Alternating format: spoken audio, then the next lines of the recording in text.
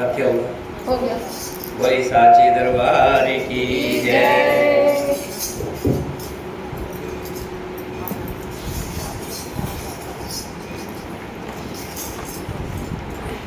श्री गणेशाय नमः।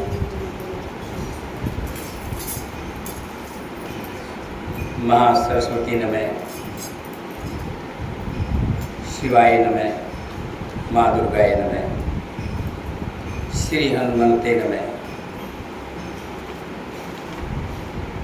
बंधु पवन कुमार खलवन पावक ज्ञान घन जा सिर अगार बसे राम सर चाप धर।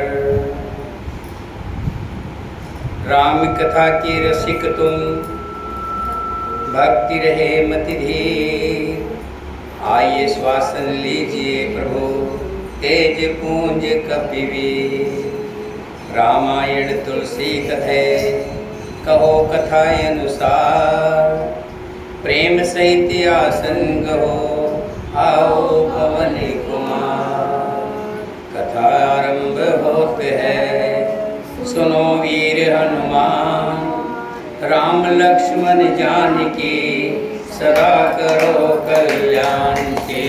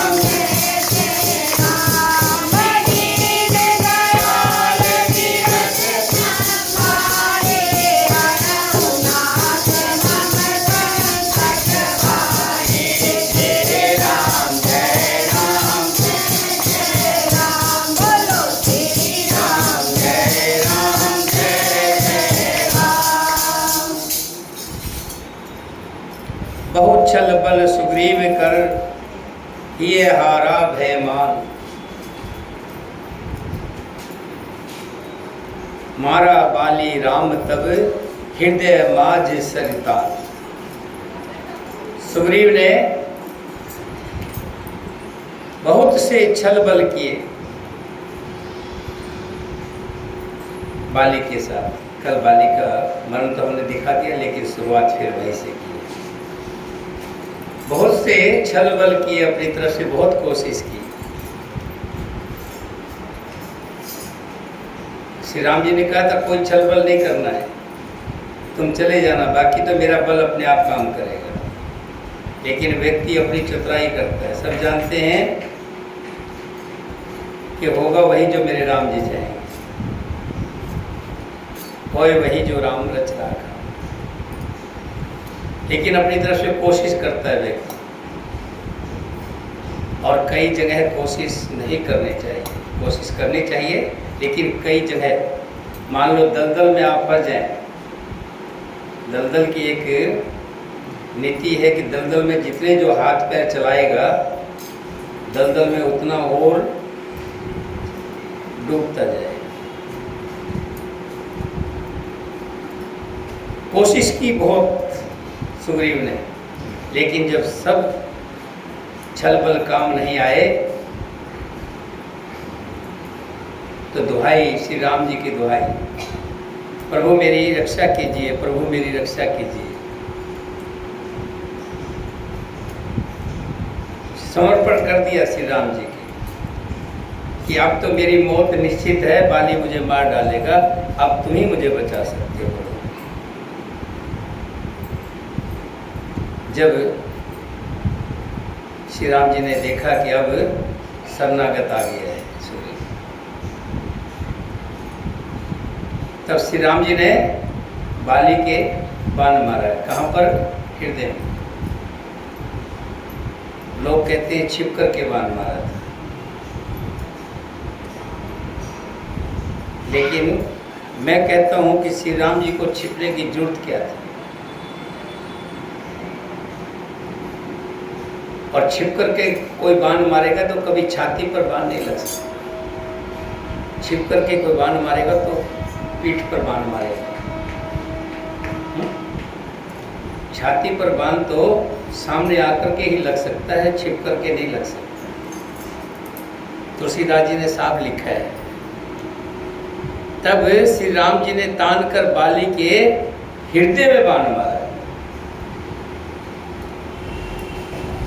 और बहुत से लोग कहते हैं कि बाली में सामर्थ्य था कि वो सामने वाले की आधी शक्ति छीन लेता था।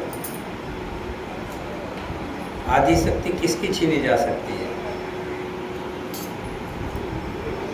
जिसकी कोई गिनती हो, इतना हो, इतना हो, इतना हो, उसमें से आधी तो मान ली कर ले। जिसका कोई अपार नहीं है। श्री राम जी की शक्ति का कोई अपार है क्या? भगवान की शक्ति कितनी है, उसमें से आधी कितनी लेंगे? कौन आधी करेगा? जिसकी शक्ति अपरंपार है।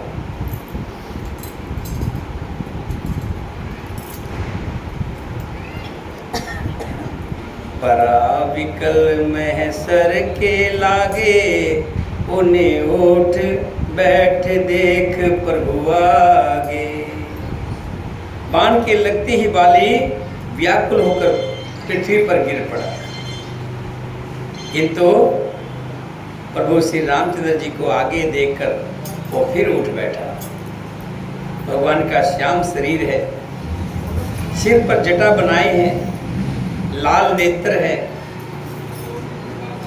हाथ में बाण लिए हुए हैं। बाली ने बार बार भगवान की ओर देखकर चित्त को उनके चरणों में लगा दिया है। ये चित्त जो है चरणों में ही नहीं लगता, सब जगह जाता है, चरणों में नहीं जाता। यहाँ बाली ने अपने चित्त को श्री राम जी के चरणों में लगा दिया है। प्रभु को पहचान कर उसने अपना जन्म सफल मान लिया है। जान गए यही सतदानंद है। बाली कम बलवान नहीं था। आपको शायद ज्ञान हो कि वही बाली है जिसने रावण को अपनी काख में रखा था 6 महीने के लिए। 6 महीने तक अपनी कखिया में रखा। अब आप समझ सकते हो कितने बलवान हो। अब बाली समझ गई ये साक्षात मनुष्य नहीं है, श्री हरि है। विवेक कब जागता है? व्यक्ति जब भगवान के चरणों में ध्यान देता है। चरणों में जब सुरती लग जाती है तब उसका विवेक जागता है, ज्ञान जागता है। और जब ज्ञान जागता है तब उसको ज्ञान होता है, ज्ञान उत्पन्न होता है कि ये तो सामने जो खड़े हैं ये साधारण मनुष्य नहीं है, ये तो श्री हरि है। और श्री हरि को सामने देख करके बड़े आनंदित होते हैं, बड़े खुश हैं कि मैं श्री हरि के हाथों से प्राण दिए। मेरे सामने श्री मरते समय मेरे सामने श्री हरि खड़े हों। संत कहते हैं जब व्यक्ति की मौत आए और मुख से श्री राम का नाम निकले तो सीधा वैकुंठ हो जाता है। और यहाँ तो देखो ना, साक्षात हरि खड़े।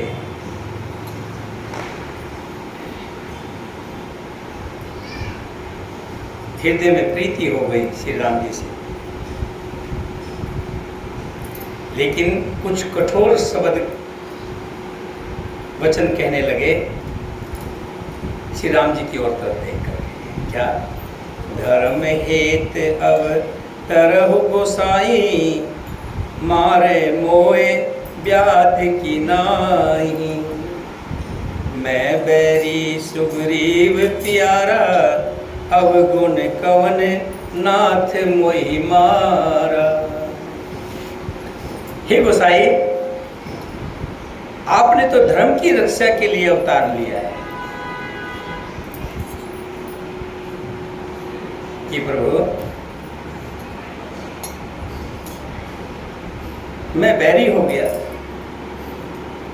सुग्रीव आपको प्यारा हो गया, प्रभु मेरा दोष तो बताइए कि मेरा दोष क्या है, किस दोष के कारण तुमने मुझे इस तरह से मारा है। तब श्री राम जी ने कहा है, ये वाली सुन, तूने छोटे भाई की स्त्री को बंधक बनाया है। छोटे भाई की स्त्री, बहन, पुत्र की स्त्री और कन्या, ये चारों एक समान है। इनको जो भी कोई बुरी दृष्टि से देखता है उसे मारने में कुछ भी पाप नहीं है, उसे कल की बजाय आज ही मार देना चाहिए। हे मूढ़, तुझे अत्यंत अभिमान है, तूने अपनी स्त्री की सीख पर भी कान नहीं दिया। जब बाली घर से निकलने लगा था युद्ध करने के लिए, तब तारा ने कहा था कि प्रभु आप एक बात की तरफ ध्यान दीजिए कि जो सुग्रीव आपके डर के मारे कभी पर्वत के नीचे नहीं आता था, ऋषिमुख पर्वत के नीचे कदम नहीं रखता था, वो आपके दरवाजे तक आपको ललकारने आ गया। इसके बल पर जो दो यशस्वी बालक आए, जिनको तुम बालक कह रहे हो, साधारण मनुष्य समझ रहे हो, वो साधारण नहीं है, वो साधारण नहीं है। जिन्होंने ताड़का का वध कर दिया हो, मारीच स्वभाव को मार दिया हो, और यहाँ तक खरदूषण और तिरसरा को मार दिया हो, आप उनको साधारण समझ रहे हैं, वो साधारण नहीं है। और मेरी बात मानिए, सुग्रीव की पत्नी को लौटा दीजिए और श्री राम जी के शरणागत हो जाइए, इसी में जीवन की भलाई है। यहाँ श्री राम जी कह रहे हैं कि अरे अभिमानी, तूने अपनी पत्नी की शिक्षा पर भी ध्यान नहीं दिया। सुग्रीव को मेरी भुजाओं के बल का आश्रित जानकर भी अरे अधम अभिमानी, तूने उसको मारना चाहा। बाली ने कहा, हे श्री राम जी सुनिए, स्वामी आपसे मेरी चतुराई नहीं चल सकती। हे प्रभु, अंत काल में आपकी गति शरण पाकर मैं अभी भी पापी ही रहा। कहते हैं कि जो भगवान के हाथों से मरता है तो वैकुंठ को जाता है, लेकिन मेरा जैसा पापी आपके हाथों से मरकर भी पापी का पापी ही रहा। प्रभु, बाली की अत्यंत कोमल वाणी सुनकर श्री राम जी ने उसके सिर का हाथ डाला, सिर के ऊपर से हाथ फेरा है, सिर पर हाथ का स्पर्श किया और कहा, यह बाली, मैं तेरे शरीर को अचल कर देता हूँ। अचल मतलब कभी नहीं मरेगा, अचल कर देता हूँ, तुम प्राणों को रखो। और अगर रखना चाहती हो, तब बाली ने कहा, हे कृपा निधान सुनिए, मुनिगण जन्म जन्म में, प्रत्येक जन्म में अनेकों प्रकार का साधन करते हैं। एक जन्म में नहीं श्री राम जी मिलते, अगले जन्म में और कठोर तपस्या करते हैं, फिर अगले जन्म में, इस तरह जन्मों जन्म तक आपके चरणों की सेवा करते हैं। फिर भी अंत काल में उन्हें राम नहीं सूझ पाता, उनके मुख से राम नहीं निकलता। ये राम बड़ा है तो छोटा सा, र और मैं 2 अक्षर का है। लेकिन जब हम मृत्यु के समीप होते हैं उस समय कह देते हैं कि भी भगवान का भजन जब करना चाहिए जब 60 साल की उम्र हो जाए, बच्चे ब्याहे जाएं, शादी हो जाए, पोता पोती हो जाए, तब निफराम हो जाएंगे, तब श्री हरि का भजन करने की उम्र होती है। लेकिन सुनीता कहती है कि छोटी उम्र में ही भजन करना चाहिए। उस उम्र का कोई भरोसा नहीं है, इतनी शरीर के अंदर तकलीफें आ जाती हैं, घुटनों की दिक्कत, कानों की दिक्कत, आँखों की दिक्कत, गले की दिक्कत। व्यक्ति अपने शरीर के, बाकी तो दुख हो या ना हो मुझे नहीं पता, लेकिन अपने शरीर के दुखों से इतना दुखी होता है, जब मृत्यु आती है उस समय मुख से राम का नाम नहीं निकलता। ज़्यादातर हाय हाय करते हुए मरते हैं, हाय हाय हाय। इसलिए कि प्रभु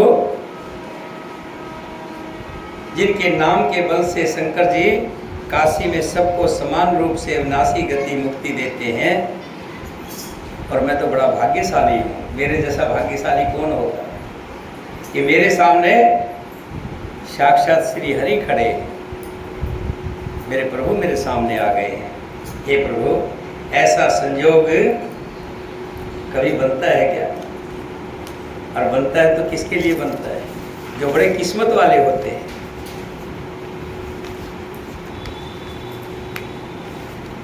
और मुझे प्राण में इस शरीर नहीं चाहिए, इस शरीर का रख कर मैं करूँगा क्या? ऐसा संयोग दोबारा आएगा क्या कि दोबारा फिर आप आओगे, फिर मुझे मारोगे और मेरे सामने खड़े होगे? संभव नहीं है। इसलिए अब ये मुझे जाने दीजिए अपने वैकुंठ। यहाँ देखिए, सुग्रीव को मिला है कहाँ? किष्किंधा का राज। सुग्रीव किष्किंधा की राजा बने, लेकिन बाली तो वैकुंठ जा रहा है। और जो सुग्रीव को राज मिल रहा है, कुछ दिन बाद युवराज अंगद तैयार हो जाएगा राज पर बैठने के लिए। आपने देखा ना, किसी को कोई पद मिल जाता है, कितने दिन के लिए? कोई एमएलए बन गया, 5 साल बाद पता लगा कि दूसरी पार्टी वाला कोई बन गया, तो पहले वाले के साथ क्या लग जाता है? पहले वाले को भूत पकड़ लेता है, उसके साथ लिखा जाता है भूतपूर्व एमएलए है, भूत पकड़ लिया।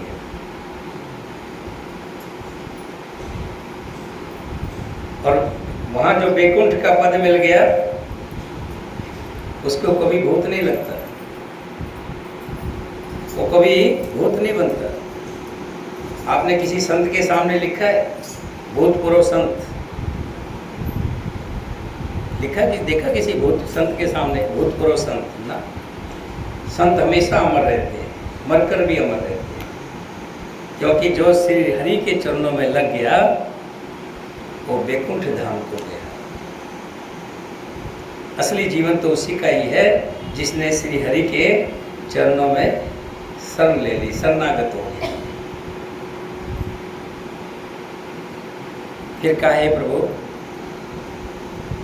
मुझे किसी चीज़ का दुख नहीं है। हाँ, मेरी एक छोटा सा निवेदन है। क्या? मेरा ये पुत्र है अंगद, इसको आप पकड़ लीजिए, हाथ, इनका हाथ पकड़ लीजिए, यानी इसको पकड़ लीजिए। ये भी कह सकते थे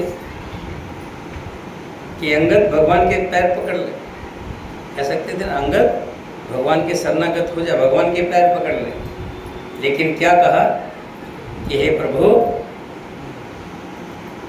अंगद को पकड़ लीजिए, अपनी शरण में ले लीजिए। अब आप कहेंगे इसमें क्या फर्क है? बहुत बड़ा फर्क है, क्योंकि सब जानते हैं कि जो वानर होता है वो चलायमान होता है।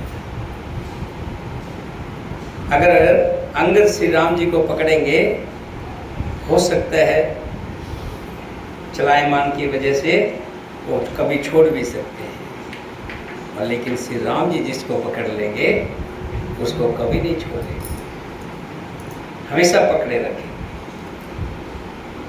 तब कहा कि प्रभु अंगद जी को पकड़ लीजिए। राम चरण दृढ़ प्रीत कर, बालकीन तनु त्याग, सुमन माल जिम कंठ ते, गिरत न जानहि नाग, सियावर रामचंद्र।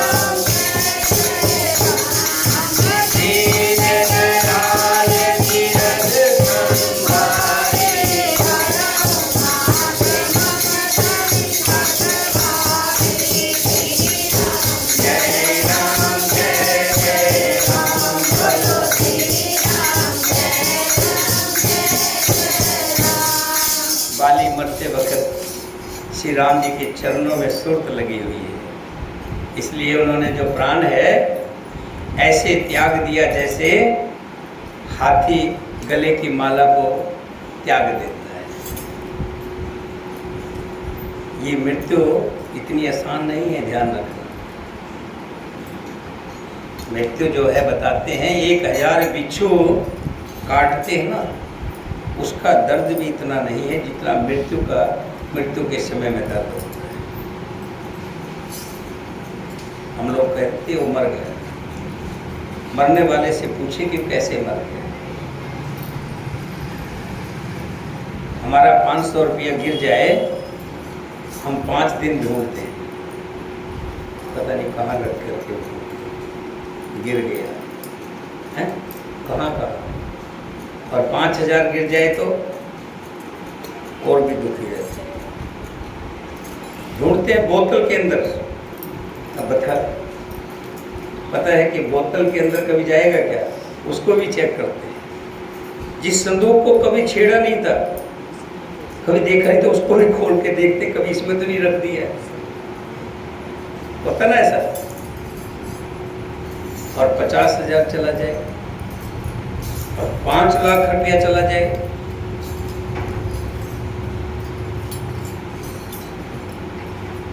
जिंदगी भर की कमाई चली जाए, तब तो 5 रुपये का दुख कितना है, 50 का कितना है, 5 लाख का कितना है, 5 करोड़ का कितना है, और जिंदगी भर की कमाई चली जाए।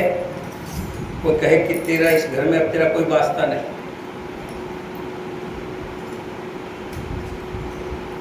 एक गाना आता है, ये गलियां ये चौबारे, ये गलियां ये चौबारा, यही आना ना दोबारा।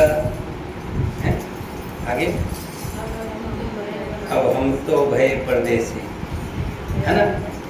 जब व्यक्ति मरने लगता है तो उसको सारे रास्ते बंद कर दिए जाते हैं इस घर से।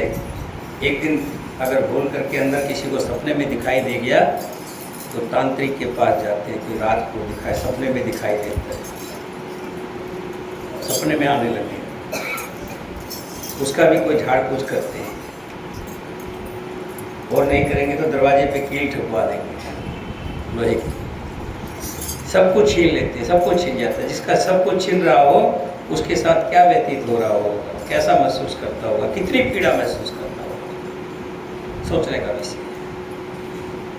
लेकिन बाली ने श्री हरि के चरणों में ध्यान था, इसलिए ऐसे प्राण त्याग दिए जैसे तुलसीदास जी कह रहे हैं कि हाथी अपनी माला को झटक देता है। शिव जी कहते हैं, हे उमा, श्री राम जी, स्वामी श्री राम जी सबको कठपुतली की तरह नचाते हैं। उसके पश्चात श्री राम जी ने सुग्रीव को आज्ञा दी और सुग्रीव ने विधि पूर्वक बाली का सब मृतिक कर्म किया है, जो एक मरने वाले का कर्म किया जाता है। उसके पश्चात श्री रामचंद्र जी ने छोटे भाई लक्ष्मण को समझाकर कहा कि देखो, मैं तो शहर में नहीं जा सकता कि मुझे वनवास हुआ है,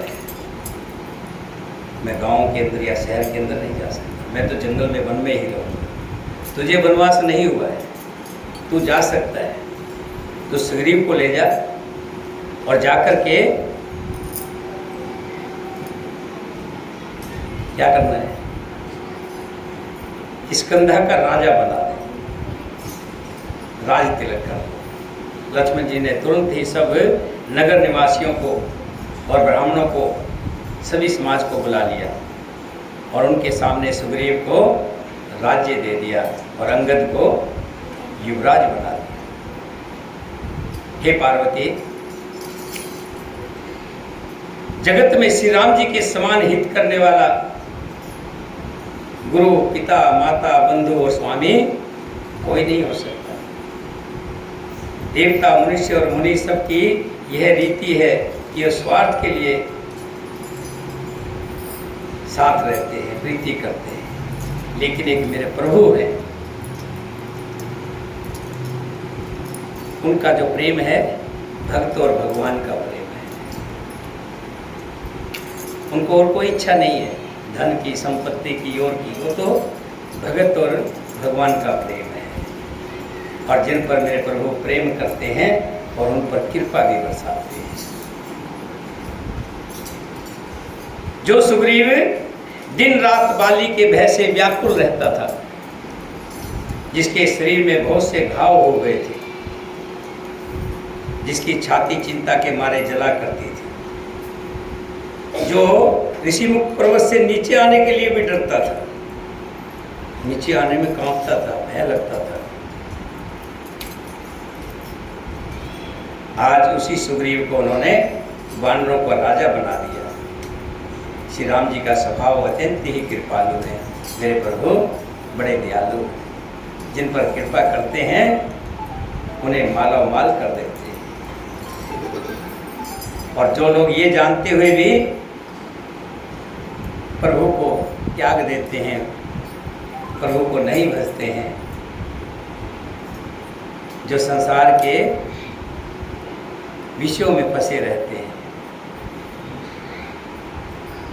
उनको क्या कहूँ, कैसे समझाऊं। फिर श्री राम जी ने सुग्रीव को बुला लिया और बहुत प्रकार से राजनीति की शिक्षा दी है। फिर प्रभु ने कहा, हे वानरपति सुग्रीव, सुनो, मैं 14 वर्ष तक गांव बस्ती में नहीं जाऊंगा। ग्रीष्म ऋतु बीतकर वर्षा ऋतु आ गई है। मैंने बताया था ना, जेठ का महीना था, अब जो है बरसात आ गई है। ठीक है, गर्मी चली गई, अब बरसात का मौसम आ गया।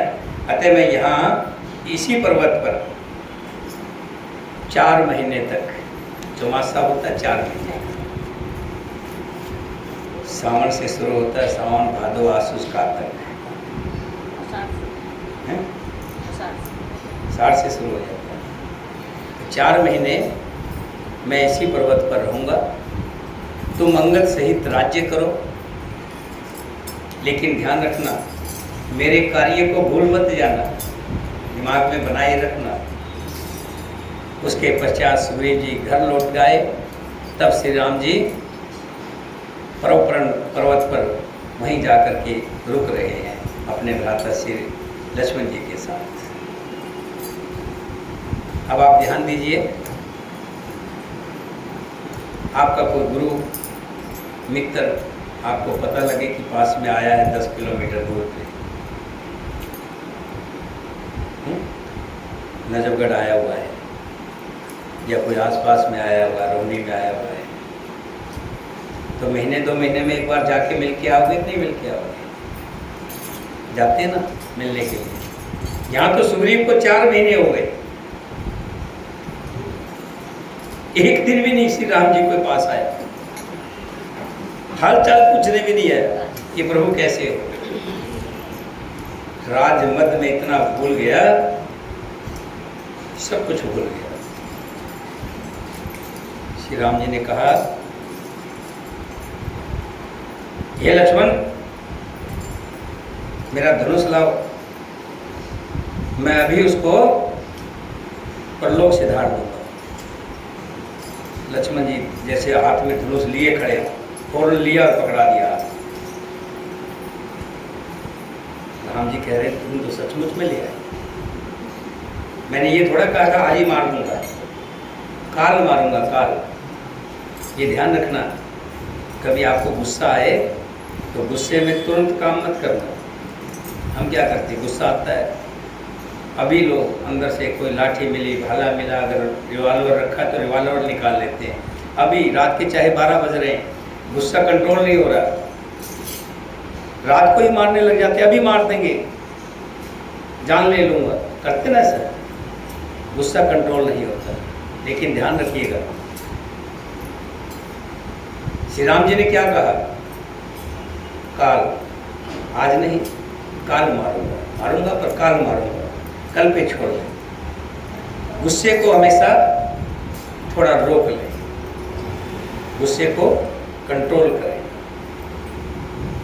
और जिसको गुस्सा कंट्रोल करना आ गया वो संत हो गया। संत में हमारे में अंतर क्या है?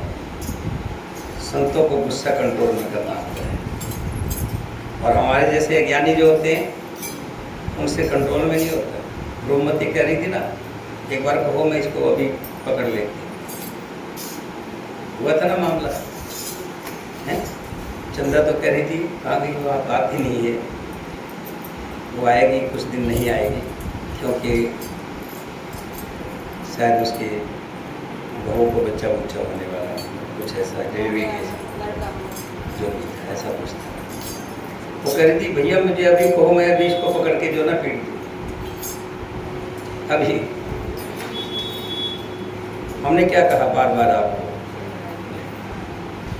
रुकिए।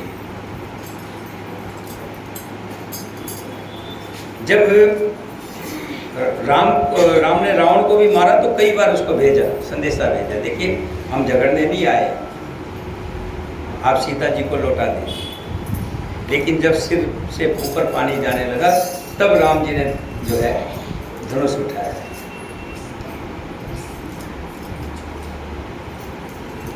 यहाँ श्री राम जी कहते हैं कि काल मारूंगा, आज नहीं मारूंगा। तब लक्ष्मण कहते हैं, प्रभु आप काल मारिए, मैं तो आज ही मारूंगा। तो लक्ष्मण सब कुछ कर देते हैं। एक लक्ष्मण ऐसे हैं जो काल पर नहीं टालते, वो कहते हैं अभी कर दूंगा। तब कहा, नहीं लक्ष्मण, मेरे मित्र हैं, मेरे सखा हैं, मैंने उनको मित्र बनाया है। आप भी ध्यान रखिए, किसी से रिश्ता बनाने से पहले कुछ सोच लीजिए वो कैसा है कैसा नहीं है। लेकिन जब रिश्ता हो जाए तब सोचना नहीं है, उस रिश्ते को निभाना है। सोचना नहीं है, निभाना है उसको। सोचोगे तो रिश्ता टूट जाएगा। कि मेरे मित्र हैं, मेरे सखा हैं, इसलिए तुम जाओ, थोड़ा सा धमका देना, डरा देना, भय दिखाना और उनको लिया। लक्ष्मण जी पहुंचे, उसमें सुग्रीव, अप्सराएं नाच रही हैं, नाच गाना हो रहा है, मस्ती में है।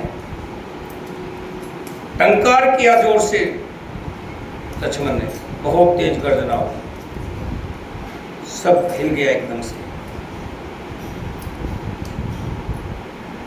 हनुमान जी से पूछा सुग्रीव ने क्या, कि लक्ष्मण है, राम के भ्राता है, बड़े क्रोधित हैं, अब क्या करूं? अब तो जान गई है। हनुमान जी को आगे किया है। जाकर के लक्ष्मण के चरणों में प्रणाम करते हुए, डरते हुए कि प्रभु हमसे गलती हो गई, भूल हो गई, हमें माफ कर दीजिएगा। तब लक्ष्मण ने कहा चलो सीधे राम जी के पास। राम जी के पास जाने से पहले ही सभी बानरों को बुला लिया, जूथ जूथ बानर, चारों तरफ से बानरों को इकट्ठा किया कि श्री राम जी का काज करना है। और इकट्ठे करके श्री राम जी के पास पहुंचे और सबको आदेश दे दिया कि आप उत्तर की तरफ जाइए, आप दक्षिण की तरफ जाइए, आप पश्चिम की तरफ जाइए, आप पूर्व की तरफ जाइए, और 1 महीने का समय देता हूं, ध्यान रखना। एक समय में 1 महीने के अंदर सीता जी को ढूंढ करके लाना है। अगर सीता जी को ढूंढ ना पाओ तो क्या, मेरे सामने आना मत, मुझे अपना मुख मत दिखलाना। इसीलिए तो रखते ना, अगर ये सजा का प्रावधान ना हो तो सब अपनी मनमर्जी करने लग जाए। सिर्फ एक राम की कथा में सजा नहीं है, ध्यान रखना है। राम की कथा एक ऐसी है, यहाँ कोई सजा नहीं तो आप देखिए ट्रैफिक की भी सजा है। कोई ट्रैफिक गलत से चला दे तो फट चालान कट जाता ना। जहाँ देखो सब जगह प्रावधान रखा हुआ है, और ना रखे तो देश चलेगा नहीं, कार्य नहीं होगा। तो सुग्रीव ने भी वही कहा, 1 महीने के अंदर सीता की खबर लेकर के आनी है। अगर 1 महीने में सीता की खबर नहीं लेके आए तो मुझे मुख मत दिखलाना, मेरे पास मत आना। तब एक एक करके प्रणाम कर रहे हैं, सुग्रीव को भी और श्री राम जी को भी। अंगद भी चले हैं, जामवंत भी चले हैं, सब प्रणाम करते करते जा रहे हैं। सबसे अंत में आखिर में हनुमान जी आए। हनुमान जी ने भी चरणों में प्रणाम किया है। श्री राम जय राम जय जय राम, बोलो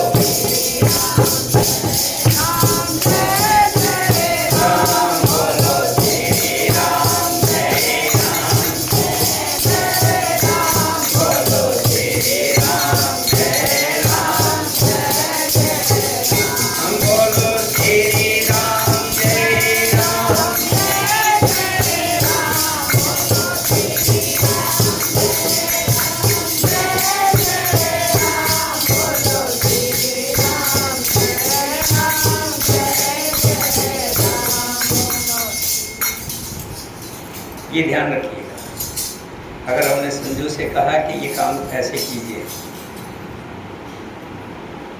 सुनीता को कहा कि भी आरती का जो जोत है उसका काम ध्यान से करवाएं, सोमनाथ को कहा कि भाई ये सामान जो ढोलकी वगैरह है कहीं जाते हैं तो संभाल के रखना है। श्यामा को ड्यूटी लगाई क्या कि आरती जब करें तो आरती को गाने की। ये जो ड्यूटियां दी जाती है तो किसको देता है व्यक्ति, पता है? जो उसके लायक होता है, सभी को नहीं दी जाती, जिसको लायक समझते हैं। सब प्रणाम करके जा रहे हैं और हनुमान जी ने भी प्रणाम किया है। श्री राम जी ने हाथ के इशारे से बुला लिया है। पाछे पवन तने सिर नावा, जान काज प्रभु निकट बैठावा। परसा शीस सरोवर है पानी, कर मुदरी का दीन जन जानी। सबके पीछे पवन पुत्र हनुमान जी सिर नवाया। कार्य का विचार करके प्रभु ने उन्हें अपने पास बुलाया। अति प्रिय है, विश्वास है ये मुद्रिका किसी और को भी दे सकते थे, उन्हीं को क्यों दी? पता है कि ये कार्य यही कर सकते हैं। श्री राम जी ने एक कठिन कार्य कैकेयी को दिया कि माता, मैं यहाँ पर संतों का, मुनियों का उद्धार करने आया हूँ, और मुझे पता है बड़ा होने नाते वनवास मुझे ही मिलेगा, और तुम्हें मेरा एक कार्य करना पड़ेगा। क्या? मुझे वनवास से रोकना पड़ेगा। इसमें तुम्हें बहुत तरह की बदनामी भी मिलेगी, लेकिन प्यार करती थी ना, कैकेयी कौशल्या से भी ज़्यादा प्यार करती। कहने लगी, बेटा मुझे जगत की बदनामी से कोई चिंता नहीं है, लेकिन तुम तो मुझे बुरा नहीं कहोगे ना। राम ने कहा, कैसी बातें करती हो माता, मेरे लिए कार्य कर रही है। जब चित्रकूट पर्वत पर सब पहुंचे हैं तो सबसे पहले किससे मिलने गए राम जी? जाकर के कैकेयी से मिला और कहा, जननी। क्या कहा? जननी। आप सोच सकते हैं, जननी तो कौशल्या है, जन्म तो कौशल्या ने दिया ना, लेकिन क्या कह के पुकारा? जननी कह के पुकारा है, क्योंकि दूसरा जन्म दिया है कैकेयी ने। अगर कैकेयी वो काम राम का ना करते तो श्री राम जी राक्षसों का वध ना करते, और राक्षसों का वध ना करते तो आज श्री राम जी भगवान ना होते। श्री हनुमान जी को बुलाया पास में, बड़ा कठिन कार्य है। श्री राम जी ने मुद्रिका निकाल करके दी है,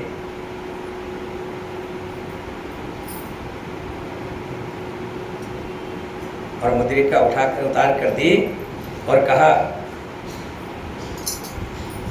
कि सीता मेरे विरह में बड़ी दुखी होगी। विरह में बहुत दिन हो गए, पता नहीं क्या हाल हुआ होगा। सीता को समझाना और मेरे बल का एहसास कराना, मेरे बल के बारे में बताना, और बताना कि मैं भी तुमसे ज़्यादा दुख मुझे भी है। श्री राम जी आपसे भी ज़्यादा दुखी है, और शीघ्र ही जितनी जल्दी हो जाएगा मैं आकर के सीता को इस कैद से छुड़ा लूँगा, जहाँ भी है वहाँ से ले आया। जैसे हनुमान जी ने अंगूठी ली, देखिए अपना जीवन सफल मान लिया कि जिसके लिए हम कार्य कर रहे हैं वो हमें कितना मान देता है, कितना सम्मान देता है। कितनी बड़ी बात है, छोटी बात है क्या? प्रभु ने मुझे इस लायक समझा। कृपा निधान प्रभु को हृदय में धारण करके श्री हनुमान जी वहां से चल दिए। यद्यपि देवताओं की रक्षा करने वाले प्रभु सब जानते हैं, सब राम जी जानते हैं कि सीता कहाँ है, उनसे कोई छुपा था क्या? तो भी वे धर्म की रक्षा कर रहे हैं, और मर्यादा पुरुषोत्तम कहलाए, मर्यादा में रह करके मर्यादा रखने के लिए सीता जी का पता लगाने को जहाँ तहाँ वानरों को भेजा। चले सकल बन खोजत श्रीता सर गिरि को, राम काज ले लीन मन बिसरा मन कर छो। ढूंढ रहे हैं जंगल में, इधर उधर, जहाँ देखो पर्वतों पे, पहाड़ों पे, ऊपर चढ़ चढ़ करके देखते हैं कहीं सीता का पता लग जाए, लेकिन कहीं भी सीता जी का पता नहीं लगा। करते करते महीना नजदीक आ गया। कोई दिन निश्चित रख दीजिए, आप 2 साल रख दीजिए, कोई शादी का मुहूर्त 2 साल रख दीजिए, और देखते देखते 2 साल भी आ जाएंगे। दिन रखने की देरी है, एक बार निश्चित समय रखते हैं उस समय आ जाता है। अब जैसे जैसे नज़दीक आ गया समय, सबको चिंता हो गई। सीता नहीं मिली, श्री राम का काज नहीं कर पाए। तभी एक शुभ प्रभा सब वानरों को दुखी देख करके स्वयंवर प्रभा ने अपनी शक्ति से सबको समुद्र के किनारे पहुंचा दिया। सब वानर देखते सामने समुद्र ही समुद्र और कुछ भी नहीं, दूर दूर तक समुद्र है।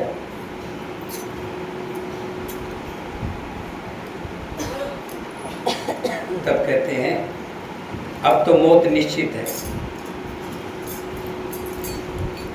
कोई एक कहता है कि लौट चलते हैं वापस, आगे तो समुद्र ही समुद्र, आगे क्या है, कुछ भी नहीं, अब कहाँ ढूंढेंगे, लौट चलते हैं। तब अंगद कहते हैं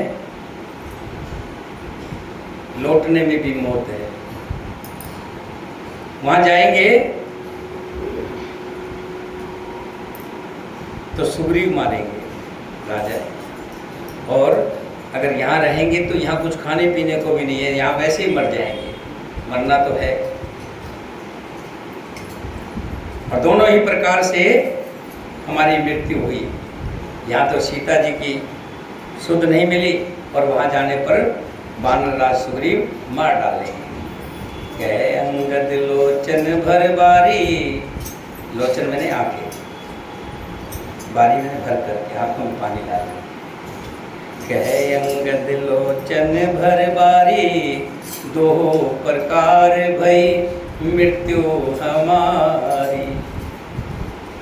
यहाँ न सुध सीता के पाई, वहाँ गए मारे कपिराई।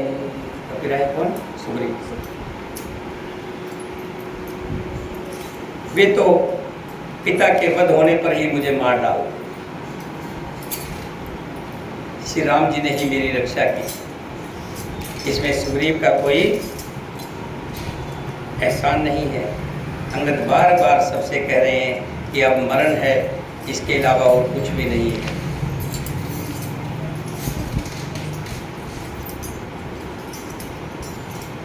तब जामवंत जी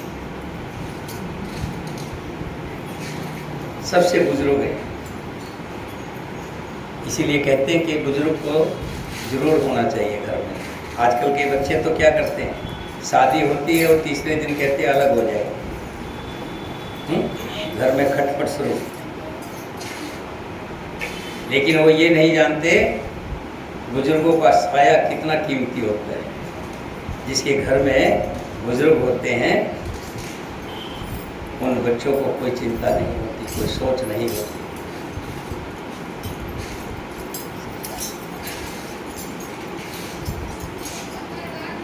पिता चाहे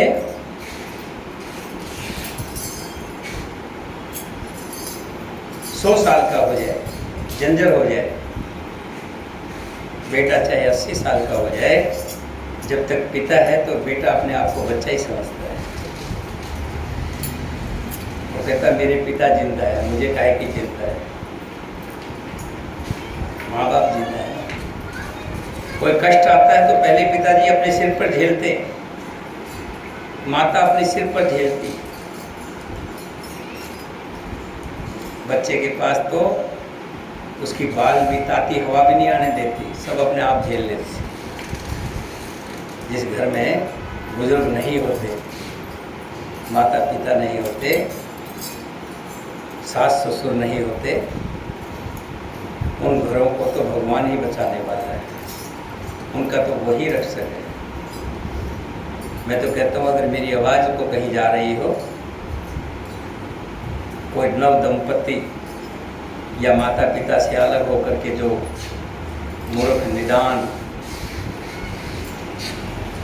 तुरंत जाकर के अपने माता पिता के चरणों में गिर जाए, माफ़ी मांगे, या तो माता पिता के पास जाकर रहने लग जाएं या माता पिता को अपने साथ ले आए। इससे बड़ा लाभ दुनिया में कोई नहीं। यहाँ जामवंत जी यही विधि कथा कहें बहुभांति, गिरि कंदरा सुन संपाति। बाहर होए देख बहु कीसा, मोए आहार दीन जगदीसा।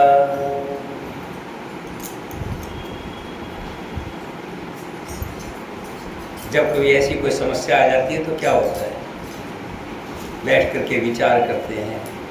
कुछ बड़े बुजुर्ग सतावना देने के लिए शांति, कुछ करेगा प्रभु भला करेगा, कुछ ना कुछ अच्छा होगा। जामवंत जी इस तरह की बहुत सी कथाएं सुना रहे हैं। जामवंत जी इसी तरह की कथाएं सुना रहे हैं, और उस कथा को कौन सुन रहा है? संपाति। संपाति कौन है? जटायु का भाई। और संपाति अब मन में सोच रहा है कि प्रभु ने बहुत अच्छा भोजन दिया, खूब भरपेट खाऊंगा, एक दो नहीं बहुत वानर भेजे हैं, आज तो जन्म भर की भूख मिटा दूंगा। और जब सब ने जाना कि अब तो सबकी काल आ गई, भयंकर जटायु जो संपाति, भयंकर गिद्धराज, किसी को छोड़ेगा नहीं, सब मारे जाएंगे, काल के ग्रास बनेंगे। तब जामवंत जी कहते हैं, एक तो जटायु था जिसने सीता माता के प्राणों की रक्षा करते हुए अपने प्राण त्याग दिए, और एक ये गिद्धराज है संपाति। जैसे ही उसने सुना कि जटायु, कहा तुम जटायु को कैसे जानते हो? अरे जानते क्या, हमारे श्री राम जी ने, उन्होंने अपने हाथ से उनका क्रियाकर्म किया। क्या हुआ मेरे सब जटायु को? सीता माता को बचाते बचाते अपने प्राण त्याग दिए। भूल गया मारना खाना, सब भूल गया। पक्षी भी देखो हमारे भारतवर्ष की लीला है, कहीं और नहीं होता। यहाँ पक्षी भी जो है तर्पण करते हैं मरने के बाद। अपने भाई को तिलांजलि दी है संपाति ने, और कहा कि मैं इतना बूढ़ा हो गया हूँ, चल फिर नहीं सकता, लेकिन मेरी दृष्टि अभी भी तेज है। मैं यहाँ से देखकर बता सकता हूँ कि सीता कहाँ पर है। गिद्ध की दृष्टि बड़ी तेज होती है, बहुत ऊंचे पर होगा तब भी उसको अपना शिकार दिखाई दे जाता है। दृष्टि दौड़ाई, दृष्टि दौड़ा करके कहने लगा, यहाँ से अशोक वाटिका के अंदर सीता बैठी है, समुद्र पार, रावण की लंका। तब आपस में विचार कर रहे हैं, समुद्र पार कौन जाएगा? अंगद कहे जाऊं मैं पारा, जिए सिन से कुछ कीर्ति बारा। अंगद जी कह रहे हैं, मैं चला तो जाऊं, चला जा सकता हूँ, इतना है, लेकिन वापस लौट कर के आऊंगा इसमें संशय है।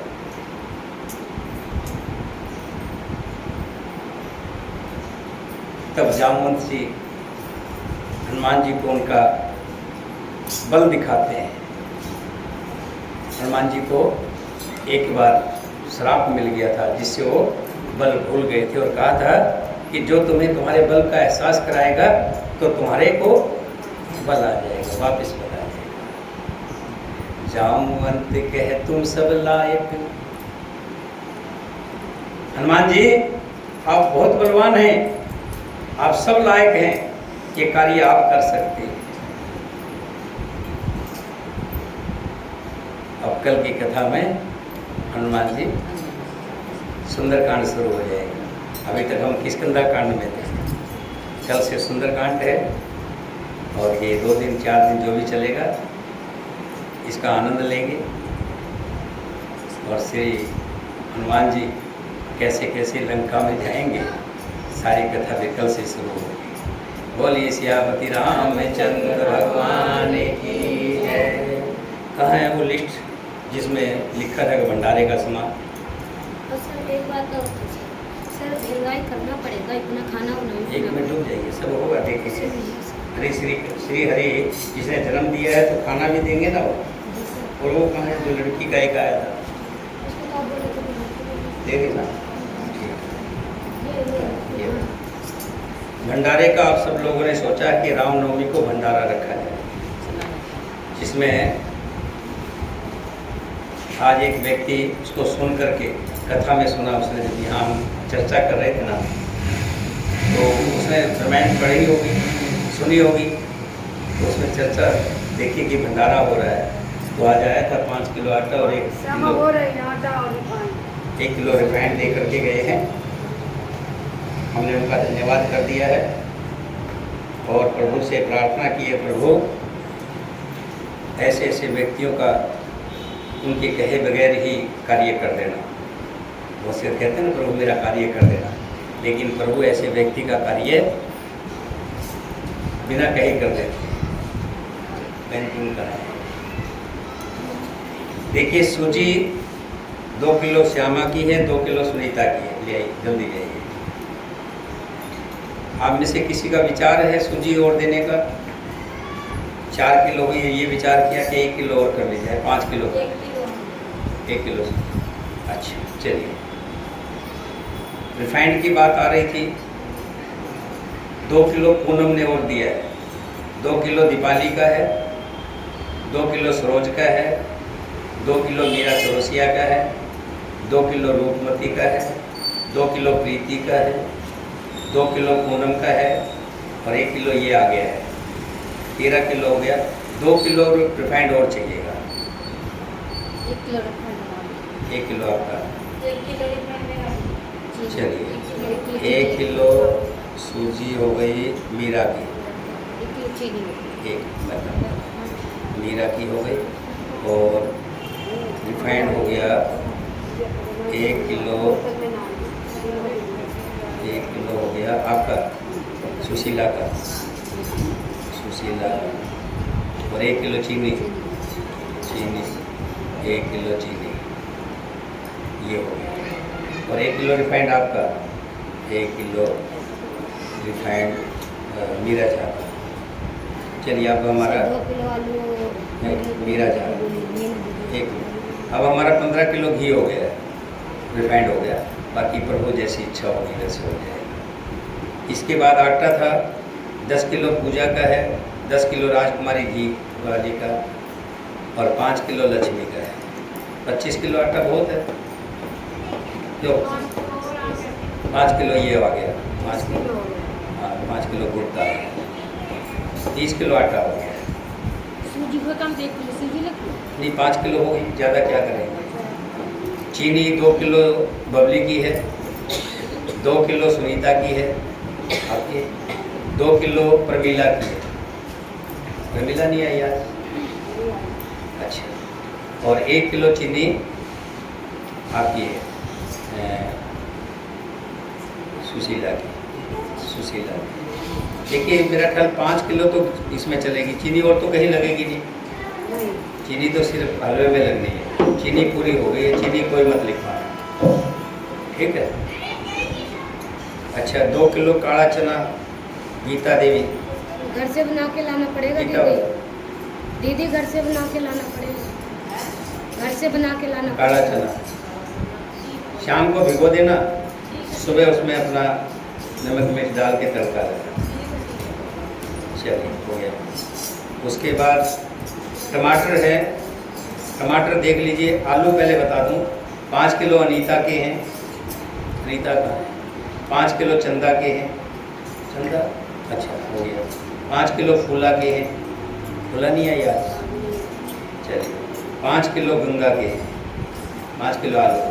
एक काम करना, आलू पैसे इकट्ठे कर लेना और उसमें मोटे मोटे आलू लाओगे ना तो छीलने में भी बन जाएंगे। अलग अलग लाओगे तो उसमें बन नहीं पाएगा, किसी भांत तरह के होंगे, छोटे होंगे बड़े होंगे। जो भी खरीद के लिया ना, जो उसका पैसा लगेगा उनसे मांग लेना। जैसे घी लिया यार नहीं ऐसे नहीं, सब ला के देंगे तो हो सकता है छोटे बड़े हों फिर महंगे भी मिलेंगे। आप इकट्ठे ले आएंगे। 20 किलो आलू हो गए, 20 किलो आलू बहुत है। 2 किलो नहीं 5 किलो लेता हूँ आलू। चलिए 2 किलो आलू मीना के। और भी कोई आलू लिखाने वाला है? चलो हो गया। टमाटर है हमारे पास सुनिए, 2 किलो किरण के, 2 किलो उर्मिला के, 2 किलो संजू के टमाटर। संजू, बहुत महंगा हो गया टमाटर, ध्यान रखना। कल मैंने पूछा था 70 रुपये किलो बोल रहे हैं। 100 रुपये।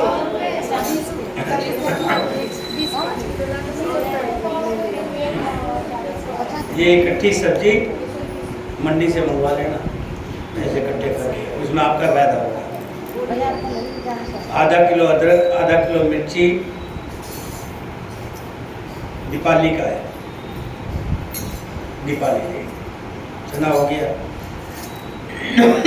मसाले की बात है, 250 ग्राम हल्दी, 250 ग्राम धनिया, 250। किसने बोला था ये? सपना। सपना है, कहाँ है? आ जाए नहीं है सर। आ जाएगी, देखना उस दिन ना है कोई। नहीं आ जाएगी बगल में। खैर बिना मसाले के फिर सब्जी नहीं रहेगी। और है? गरम पैकेट, गरम मसाला एक पैकेट में बोलिए राजकुमारी दे। गरम मसाला राजकुमारी कौन सी वाली? सब अच्छा, सामने वाली। कितने? 250 ग्राम का एक पैकेट बोलिए। एक पैकेट नहीं, उसको बोलना 100 ग्राम के 2 पैकेट, और वो भी MDH के हों, लोकल ना हो, ध्यान रखना। देखो उसका फायदा नहीं है, हैं? MDH के 2 मसाला, एक बोलिए। एक बोल देना ना, घर में इतना लगा रही है, हैं? सोच लेगी ये कोई सीमेंट लग गई, क्या फर्क पड़ेगा? बस गरम मसाला, गरम मसाला हो गया। चलिए, और क्या रह गया? नमक रह गया था, पूजा ने बोला है। पूजा, 1 थैली नमक। अच्छा, अब रह गया, देखिए यहाँ पे मेरा ख्याल आधा सिलेंडर लग जाएगा कम से कम। गैस लाएंगे तो कम से कम आधा सिलेंडर लगेगा, हैं? एक तो नहीं लगेगा। क्यों? आलू बनाना, पूड़ी बनाना लगेगा नहीं बहन, लग जाएगा। चलिए, अब हलवाई की बात कर रहे थे, हलवाई का हलवाई बर्तन। बर्तन तो देखो आपको इंतजाम करना पड़ेगा। सर इतना ये बड़ा तो बहुत भगोना बड़ा नहीं है ना सर। बहुत बड़ा खर्चा हो जाएगा, इतना खर्चा आप नहीं बहन बढ़ा। सब्जी वब्जी बनाने वाला नहीं लाता, सिर्फ वो कढ़ाई लाता है, चूल्हा लाता है, बस 2 ही नहीं, चीज़। हलवाई भी कोई देखो ना, बात करके देखो। एक हलवाई से बात पूरी तो तुम बेल दोगे, हैं? सर सुनीता दीदी क्या हलवाई है, लेकिन वो 1500 मांग रही थी, उनके चूल्हा है बस का, हैं? किसी को बता रही थी। क्या करें? वो है ना एक मेरे मकान में, हाँ तो बोला मैं अपना खर्चा नहीं लूँगा, जो लेबर लाऊंगा ना हाँ, उसका लूँगा 1500 रुपये। लेबर क्या, एक लेबर लिया ना बस। हम क्या कहते हैं, पूरी तो हम डालेंगे, आलू हम छीलेंगे। आपने तो खाली वो करनी, पूरी छाननी है सब्जी बनानी। बर्तन है, चूल्हा है। चलिए वो ठीक है, उसको बोलो एक लेबर लिया ना, एक लेबर का जो पैसा बढ़ेगा साल को, कह रहा मैं तो अपना तो नहीं लूँगा, लेबर के पैसे। लेबर कितने लेगा? एक लेबर 700 रुपया, हैं? नहीं नहीं, लेबर का जो आते हैं ना, हलवाई के साथ में जो मदद करने वाले होते हैं, उनकी 700 रुपये होता है। ऐसा है, जो हलवाई होता है ना वो 1500 मान लिया उसके साथ, लेकिन जो उसके साथ हेल्पर होता है उसका 600, 700, 800 भी देते हैं। और पूरे दिन का काम तो है ही नहीं, तो उसको बोलना धर्म का काम है। मैं बोला वो 25-30 किलो होता है, पूरी सब दे देगा। पूरी हम बेलेंगे, आलू हम छीलेंगे, सब काम करेंगे, तो अपना पैसा ले ही नहीं रहा, तू ही आ जा, फिर हेल्पर की भी जरूरत नहीं है, हेल्पर तो हम ही करें। चूल्हा हम ला देंगे, गैस का चूल्हा चाहिएगा। चूल्हा तो उसके पास है, कढ़ाई बर्तन डालना। कढ़ाई मंगवा लेंगे, फिर जब वो आदमी इतना योगदान करेगा, एक परात और कढ़ाई, एक परात, ये जो भी होगा ये किराए पे हम मंगवा लेंगे यहाँ से। मैं पहले उससे बात कर लेना। पूछ के और कल आपसे बात करेंगे। ठीक है, ये हो गया है। तो बर्तन मंगवा लेंगे, टेंट वाला ले लेगा जो भी पैसे लेगा, हैं? पिछली बार 900 रुपये ले लिए थे टेंट वाले ने, छोटे छोटे सामान के, बहुत पैसा ले लिए। चलिए हो गया ये, ठीक है। बोलिए सियापति रामचंद्र भगवान की जय, सीता माता की, भरत शत्रुघ्न की, और साचे दरबार की। और वो सब ठीक करेगा, सब ठीक करेगा। हैं? हाँ, पत्तल भी चाहिए। सब अपने घर से अपनी अपनी थाली ले आएंगे। इसके लिए भी तो कुछ छोड़ना पड़ेगा। मेरे लिए तो प्रभु ने सबसे पहले 1100 रुपये तो लिखवा दिए। अब ये क्या करिए श्यामा क्या करिए? सर सिलेंडर भी तुम ही ले आना। फिर बताओ। चलिए जो प्रभु का आदेश। कह रहे शुक्रवार को नहीं सर शनिवार। शनिवार को दशहरा है। देखिए मैं बता रहा हूँ। आप तो बोल रहे थे शनिवार। नहीं है ना, मैंने पता किया सबसे। शुक्रवार की नवमी है और दशहरा जो है शनिवार है ना। तो जो सिस्टम होता है तरीके से जब भी अच्छी लगती है शोभा देता है। कोई चीज़ जो है जब की जो चीज़ होती है तभी शोभा देती है। तो नवमी को रहेगा शुक्रवार को। तो ये ध्यान रखना आप भी वीरवार को ही वो भिगो देना, छोले भिगो देना। और जब यहाँ बनाएंगे तो यहीं ले आना, यहीं छुपवा देंगे। नहीं सर छोंक के ले आएगी। जो हलवाई लगना है तो क्या होगा? हलवाई क्या छोटे छोटे बर्तन कहाँ से पहले वो छाप देगा। अरे नहीं, ले आना। जब हलवाई लगना है तो ले आना। अगर हलवाई नहीं लगेगा ना फिर घर से हलवाई थोड़ा हिसाब से बना देगा, अच्छा रहेगा। ठीक है, चलिए बोलिए। हैं हलवाई से रखना ही पड़ेगा क्योंकि सब हाँ। इतना है ज़्यादा नहीं, है ना, अगर थोड़ा नहीं है ज़्यादा। अगर हलवाई सुनो उसको बोलना हेल्पर की जरूरत नहीं है। अगर फिर भी लाना हो तो ले आना, उसके पैसे हम दे देंगे। 2 हेल्पर लाने की जरूरत नहीं है। वो कह रहा होगा 2 हेल्पर, इसलिए 1500 कह रहा है। 1 हेल्पर के 700 या 800 रुपये होते, वो हम दे देंगे। ठीक है। और कहते 1 घंटे का काम है, उसके बाद क्या होगा? 10-11 बजे आप निपटा देंगे सब आपस में। और ड्यूटी हम लगा देंगे था। तो कौन लाएगा प्रात की, वो किसके यहाँ से आएगी बाल्टी, ठीक है ना। ढोने को कौन लाएगा, ये सब बना देंगे।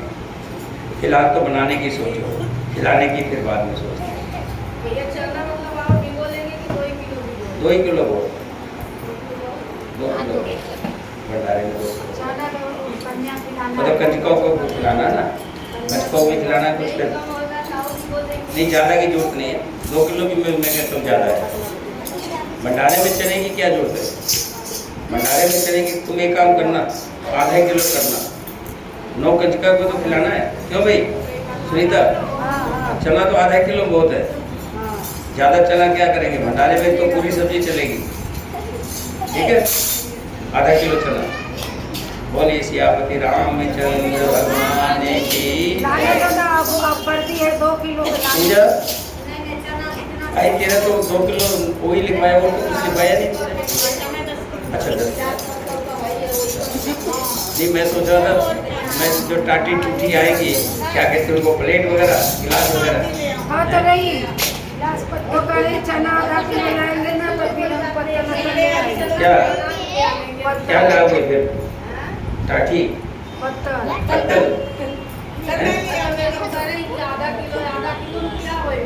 आधा किलो बहुत है। कंजका जमानी है, भंडारे में नहीं चलेगा वो। सिर्फ कंजकों को हलवा और जो चने हैं ना वो दे। चलिए ऐसा करना, 300 गिलास ले आना। 300-400 जो गिलास होंगे, गिलास ले आना पतला। बोलिए सियापति रामचंद्र भगवान की। ये प्रभु जो देखता ना, उन्हीं को देखता है जो भाग वाले होते हैं। भाग वाले होते हैं, उनके ऊपर वजन बढ़ाता है। आपके 2 किलो का वजन था, अब 300 गिलास का हो गया, वजन बढ़ गया। बोलिए साचे दरबार की। अरे वो पहले मंत्रों का उच्चारण तो कर लो भाई, बोलो मत, मंत्र मत भूलना, चाहे सब कुछ भूल जाना। भगवान जो है ना मंत्रों के बस में है। ये बंद हो गया क्या? बंद हो गया? मंदिर वो चालू है, आधा ही तो दिख रहा है। बंद कर, ऐसा किसने कर दिया?